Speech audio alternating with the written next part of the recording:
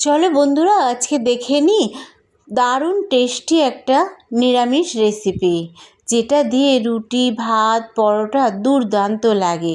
আর বাড়ির লোকও বলবে এটা থাকলে আর মাছ মাংস লাগবে না।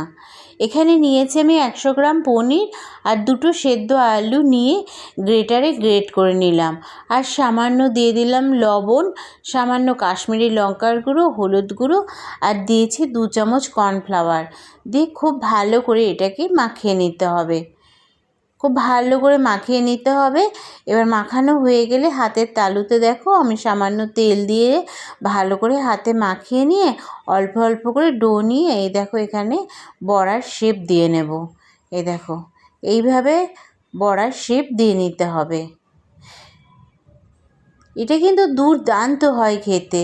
নিরামিষ দিনে তোমরা এটা ট্রাই করতে পারো। এখানে বড়াগুলো তৈরি হয়ে গেলে উপর দিয়ে কিছুটা কর্নফ্লাওয়ার বড়াগুলোর মধ্যে মাখিয়ে নেব, যাতে বড়াগুলো ভালোভাবে সেট হয়ে যায় আর তেলে দিলে ভেঙে না যায়। এবার একটা মশলা বানিয়ে নেব। এখানে গ্যাসে কড়াই বসিয়ে সামান্য তেল গরম করে নেব।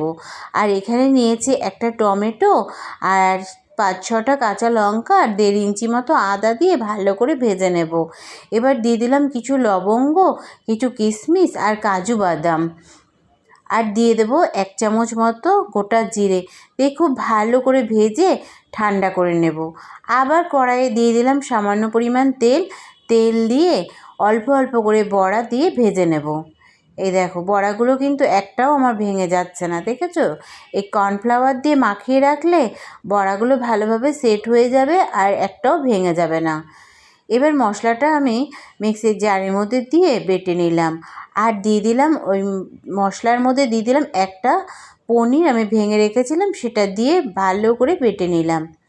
এদিকে গ্যাসে আবার কড়াই বসিয়ে তেল গরম করে নিয়ে গোটা জিরে আর শুকনো লঙ্কা ফোড়ন দিয়ে আলুগুলো ভেজে নিলাম।